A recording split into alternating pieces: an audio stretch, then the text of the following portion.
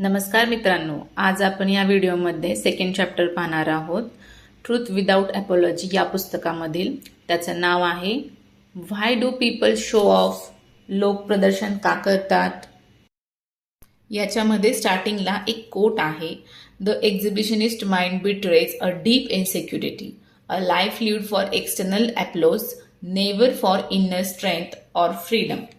याचा अर्थ असा आहे की दाखवण्याची सवय असलेलं मन आतून खूप असुरक्षित असतं. ते जीवन बाहेरच्या टाळ्यांसाठी जगतं, आतल्या ताकदी आणि स्वातंत्र्यासाठी नाही. प्रदर्शनीय मन हे खोल असुरक्षितपणाचं लक्षण आहे. We feel the constant need for validation through others' approval.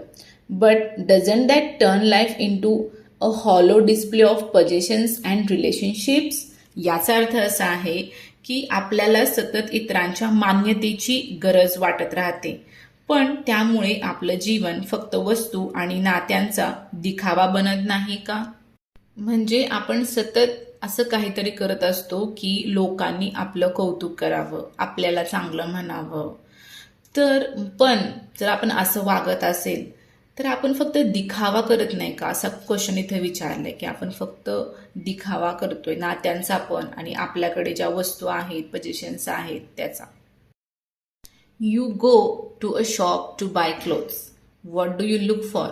Good to touch, good to wear, must look expensive, must not look cheap. That's how you pick a shirt.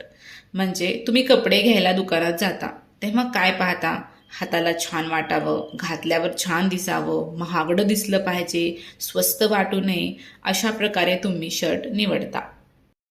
And when you choose a husband or a wife, it's the same checklist. Good to look at, feels comfortable around me and doesn't look cheap when we walk together. It is the same mind at work. आणि मग नवरा बायको निवडतानाही आपण असंच पाहतो. दिसायला छान, सोबत असताना बरं वाटावं आणि लोकांसमोर कमीपणा वाटू नये. लोकांना आपण जी जोडी आहे ती छान दिसावी.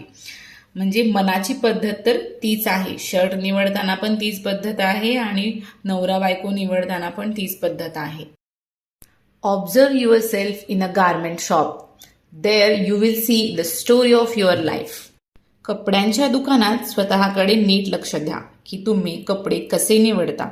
तिथेच तुमचं आयुष्य कसं आहे ते कळेल. म्हणजे तुम्ही तुमच्या आयुष्यातले निर्णय कसे घेता हे तुम्हाला समजेल. If you are an exhibitionist choosing clothes a little lower neckline, a bit higher on the thigh, you will be the same with partners. See my new puppy, I mean my new boyfriend, or hey, don't you fancy my trophy wife? जर तुम्ही अंगप्रदर्शन करणारे कपडे निवडत असाल तर नात्यांमध्येही तुम्ही असंच करणार. जसं हे बघा माझं नवीन पिल्लू, म्हणजे माझा नवीन बॉयफ्रेंड पहा, किंवा माझी बायको कशी दिसते ते पहा. People display their cars, they display their houses, they display their lovers, they display their babies. It's all one continuous marketplace of validation. लोक आपली गाडी दाखवतात, आपलं घर दाखवतात, आपले जोडीदार दाखवतात, आपली मुलंही दाखवतात. हे सगळं म्हणजे लोकांनी आपलं कौतुक करावं म्हणून मांडलेला बाजारच आहे. What is the exhibitionist mind? It has lost the capacity to look directly at itself. It sees itself only through borrowed eyes. Its self-worth hangs on what others say. It lives a duplicate second-hand life. प्रदर्शन करणारं मन कसं असतं? त्या मनाने स्वतःकडे थेट पाहण्याची क्षमता गमावलेली असते. ते स्वतःला फक्त इतरांच्या नजरेतून पाहतं. त्याची स्वतःची किंमत इतर काय म्हणतात यावरच टिकलेली असते. ते उधार घेतलेलं, दुसऱ्यांवर आधारलेलं जीवन जगतं. म्हणजे ते मन खरं काय खोटं काय हे जाणून घेण्याचा प्रयत्न करत नाही. दुसरे करतायत ना आणि दुसरं कौतुक करतायत ना, चला तर मग करूया, असा विचार ते करतं आणि असंच वागत राहतं. If others praise it, it feels worthy. If others scorn it, it collapses. This is a terrible slavery, running breathless after the approval of strangers. लोकांनी कौतुक केलं की त्याला बरं वाटतं, लोकांनी वाईट बोललं की ते मन खचतं. ही खूप वाईट गुलामी आहे, अनोळखी लोकांच्या मान्यतेमागे धावत राहण्याची. म्हणजे ही एक प्रकारची गुलामीच आहे ना, की लोकांच्या म्हणण्याप्रमाणे वागायचं. लोकांनी आपलं कौतुक केलं, आपल्याला चांगलं म्हटलं तर आपल्याला बरं वाटतं. लोकांनी आपल्याला नावं ठेवली की आपल्याला त्रास होतो. आणि असं म्हणतात पण ना घरामध्ये, की 4 लोक काय म्हणतील, 4 लोक काय म्हणतील. आत्तापर्यंत तर मला काही ते 4 लोक सापडलेले नाहीत. तर त्यासाठी आपलं जीवन पूर्ण बरबाद होऊन जातं. And the सॅडेस्ट part, this slavery is self chosen and entirely unnecessary. आणि सगळ्यात दुःखाची गोष्ट म्हणजे ही गुलामी आपण स्वतःच निवडलेली असते आणि ती अजिबात गरजेची नाही. वन कुड इन्स्टेड चूज स्ट्रेंथ, वन कुड चूज इंडिपेंडन्स. त्याऐवजी आपण ताकद निवडू शकतो, आपण स्वावलंबन निवडू शकतो.